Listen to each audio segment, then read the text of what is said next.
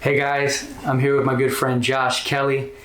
We're going to be talking today about the beauty of the Lord. It's going to be a quick video, but it's going to be so rich with enticement. This is what we want to see, is people enticed to the person of Jesus. Yeah. Don't you think that enticement is so much better than discipline? Definitely. I think being awestruck is like it's a choice, but you see him and you're awestruck and it's like, I can't turn away. Yeah. It's the being stuck, It really is a secret. And in Psalm 45, David writes this phrase. He says, my heart overflows. This just kind of flies in the face of this modern movement of no feeling. Obedience is just like 1 + 1 = 2. Yeah. The last thing God is looking for is outward conformity. Right. He's looking for a heart. And so he starts off this psalm with, my heart is literally overflowing. It's bursting up and over. Yeah. The Passion Translation says, my heart is on fire, boiling over with passion. Bubbling up within me are these beautiful lyrics. That's our song to the Lord, being stuck with him and just singing. So I can't say anything but praises. That's beautiful. And then it goes on to say what he's singing about, or what is causing his heart to erupt. He goes, you are fairer than the sons of men. He is more beautiful than any other person. And it says grace is poured upon your lips. Literally, his lips are glistening with grace. And then it says, therefore God has blessed you forever. Yeah. Yeah, truly God has anointed you his favored one for eternity. That's, as people, our enjoyment comes from being favored, to be seen in the eyes of people, to be seen and just to be seen and to be the favored one. Every one of us, all of his creations can be the favored one, right? And it's just like when John, we were just talking about it, when John calls himself, I'm the beloved disciple. Yeah. I'm the disciple whom Jesus loves. We can all go in knowing that we're the favored one. Yeah. That's beautiful. It really is beautiful. And above all, the favored one is Jesus. And then we're inside of Jesus, so that the wonderful favor that is on the person of Jesus now comes upon us, undeserved favor. And that's the beauty of what his love does to us. He goes on from here to talk about how God subdues his enemies. And it's funny to me that when he's talking about subduing his enemies, he uses words like majesty and splendor. It's almost as if he pierces them with splendor and subdues them with his majesty. Right. He's like, all I'm going to do is show you how incredible I am, and you will fall. My splendor goes out to war, Right. It's not something you normally think about, splendor being in war, but he is after us. He wants to conquer us. And we're his children who've turned away, and he was like, I have to give you my goodness to bring you back. That is the defeating power of the enemy, of God anyways, to come and defeat the enemy and bring him back. Right. I mean, I know in my life, you probably the same way. Sin was not overcome by struggle. Sin was not overcome by restrictions. Sin was not overcome in my life by making a decision to stop doing something. Right. It came about as an inevitable result of seeing the beauty of the Lord. Chris and I were talking earlier. It's about being preoccupied. Yeah. There's something so much more beautiful and satisfying than the things that would have dominated me in the past. Wouldn't you say this is what happened in your life? No, exactly. When I first gave my life to Christ, I say in 2016 because that's when I was really transformed. But I would see myself slip into something, and it wasn't me making the choice, okay, now I've got to choose not to do this. I got to do this, this, and this. But it was the Lord saying, okay, I see that you did that. Let me show you my grace in the situation. And I just was enamored with his grace. It was like, this is the grace that I feel to where I don't want to do these things. So it's no longer me choosing not to. I'm just choosing him because I feel his grace. Yeah. So, and that's where a lot of people get kind of off track, is if you're not met by grace when you fall and you say, oh, I just sinned, if you're not met with grace but you're met with condemnation, it's not the Father.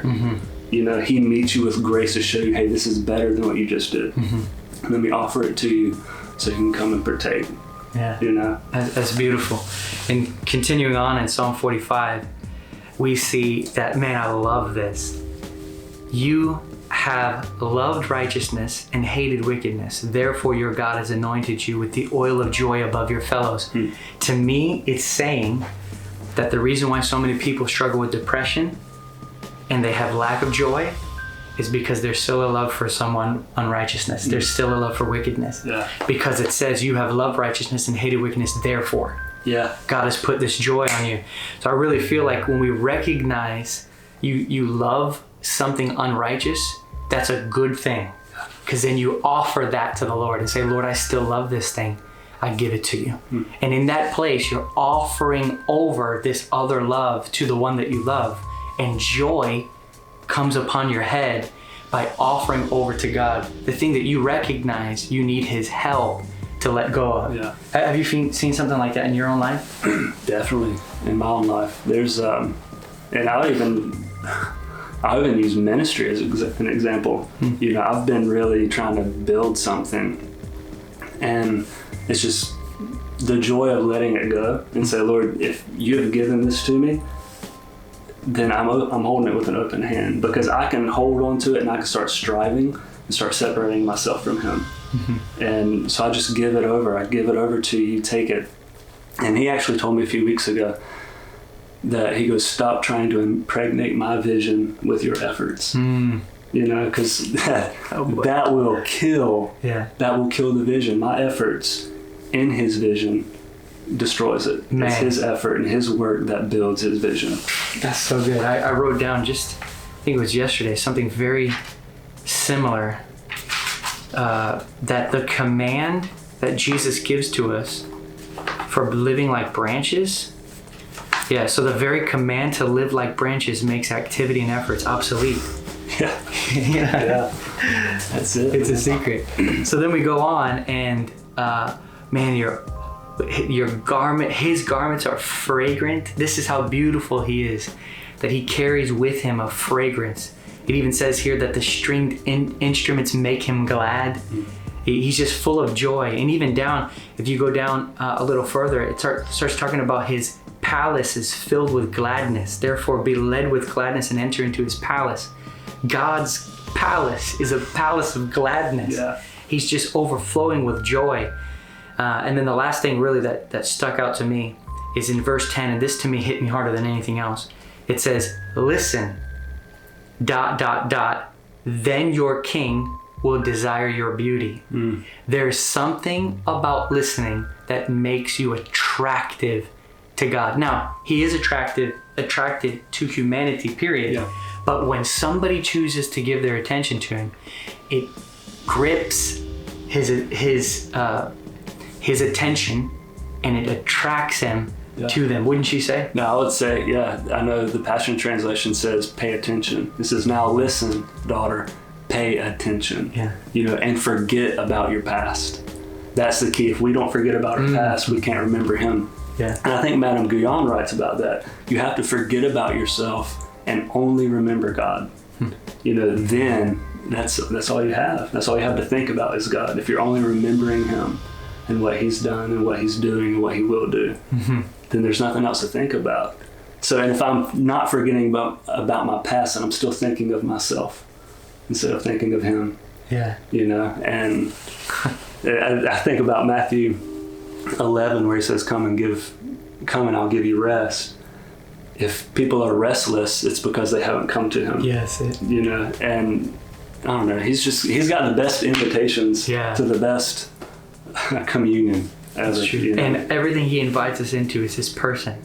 So back to where we began, the issue is the beauty of the Lord, seeing him for what and who he really is. He is the desire of all nations. So maybe you're watching this right now and you have been struggling with sin. It's just been overcoming you again and again and again. And you say, man, I want to be free. And I know that I can be free, but for some reason I'm not free. we want to tell you that he who receives the truth, who knows the truth, this is the person of the Lord. He who knows the person of the Lord is set free. And this is the reason why he sets you free, so you can be free. So this is what we want to say to you. We will actually pray. Lord, I pray that the beauty and majesty of your person would come in and preoccupy every viewer out of the dominion of sin. Father, so they can live in victory and freedom in Jesus' name because of the beauty of the Lord. Even as I said earlier, Lord, pierce them with your splendor and subdue them with your majesty.